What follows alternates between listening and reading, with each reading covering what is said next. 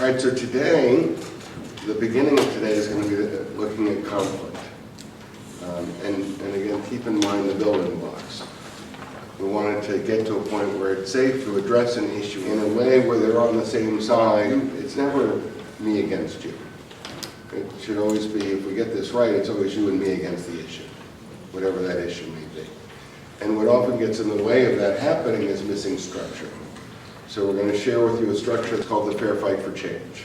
There's some important building blocks to preparing to deal with conflict. One of them is emotional stages of development. And just like we go through chronological stages of development that pass during certain periods of our life, we also go through emotional stages of development. What's different about them is they don't pass chronologically. We can be in any of these emotional stages of development at any time in our life. But when someone's chronologically an infant, so what do infants do to let us know what they want? Cry. Yeah, and what are we supposed to do when they cry? To try to figure out what's wrong and to give them what they want. And how long do we have to do that? Immediately. Right. And what do they owe us in return? Nothing. Nothing. So that's normal for an infant. And then, so it's normal that they go through that stage of I want what I want when I want it, and you are just an object to meet my needs. And they don't have to explain anything. They don't have to pay it back in any way. That's normal. So the good news is that stage passes. But that's where we start. But emotionally, at any point in our lives, somebody can get into a place of, I want what I want when I want it. And I'm not really looking to pay back. I'm not looking to explain it. I'd like you to figure it out and just do it. So that doesn't mean there's necessarily anything wrong. I can imagine that when you come back from 8 months of deployment, you're going to want to just take it easy for a while. And there are many situations where people are they've had a rough day, there's stuff going on in their lives, and at that moment, they just want what they want when they want it, and that moment might be 10 minutes, it might be a week, whether that's good or bad. It's not a time to negotiate. That wouldn't be a time to try to problem solve in the relationship. That might be a time to say, how can I help you get through this? And we can talk about these issues tomorrow or tonight or next week, but that's not a time to problem solve, because if we're in that stage for whatever reason, that'll be more of an issue than the issue. What do children do to let us know what they want? Act out. Yeah, they make up great stories. They're so creative. And they generally will do whatever it takes to get what they want. And they don't really owe us anything in return, and that's very normal for a child. And for children, generally, we're objects. They're learning about integrity and values and boundaries and consequences. But let's say we're not a child anymore. Now we're a grown-up. And we're thinking that, well, I don't have to tell you what's going on. I can just send up smoke signals.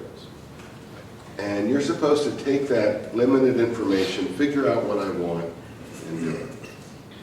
And it doesn't matter if what I say is true. It doesn't matter how it affects you. There are many reasons that people can get in that stage at any moment of their lives. And without judging whether it's good, bad, or indifferent, not a time to try to problem solve. What does an adolescent do? Yeah, and that's normal. And it's a clumsy process. So often we discover who we are by rejecting. So it can be very normal to say, oh, dad's like this, I'm not going to be that way. Mom's this way, I'm not going to be that way. And generally the goal underneath all that is people just want to become self-sufficient, autonomous, independent adults. And it's a stage that generally passes. And I always say to parents, don't take it personally. It's not about you. It's a normal part of human development, even though it can be an uncomfortable and frightening and difficult period to go through. Really, the message of that adolescent is don't tell me what to do. Now, what happens if we're no longer an adolescent? Now we're 40 or 50 or 60, and somebody says, you put your dishes in the dishwasher. Can you go check on the baby? Can you set aside some part of your paycheck? Can you make sure that we're having dinner together a few nights a week? Can you clean out the garage? And the reaction is, don't tell me what to do. So there's a lot of reasons for that. Let's say someone just spent months being told what to do, over and over and over and suddenly they walk into a home and somebody's saying, do this, there can be a, not a very pleasant reaction to that. And it's not because of the do this, it's because of all the energy that it's attached to from being told what to do for whatever period of time. So if for whatever reason someone's in that stage of, don't tell me what to do, not a time to problem solve. Because it's very difficult to work out how to cook breakfast, what time we're going to eat, who's going to pick up the kids.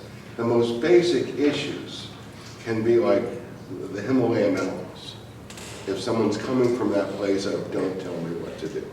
Now the good thing is that also passes. These emotional stages of development, we can step in and out of them at moments of our life. And then maybe we step into it for a few minutes, and maybe a few days, and maybe in some cases a few weeks. But it's not a time to try to negotiate differences. We need to be able to be in the emotional adult. And there are a lot of different ways to look at what it means to be an emotional adult.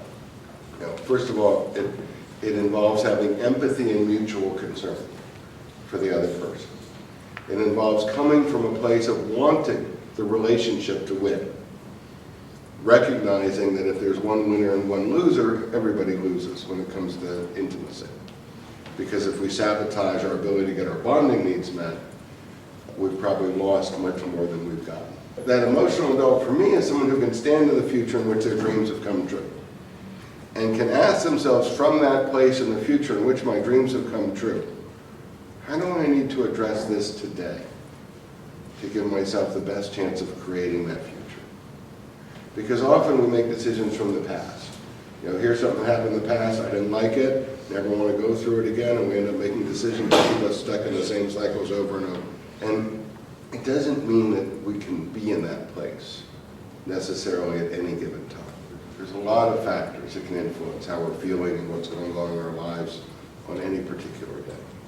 So we want to do this when we're able to be fully present as emotional adults, best able to create the future we want. Use the skills and the tools, especially this tool for resolving conflicts, negotiating conflicts. A lot of conflicts don't get resolved, but they get negotiated.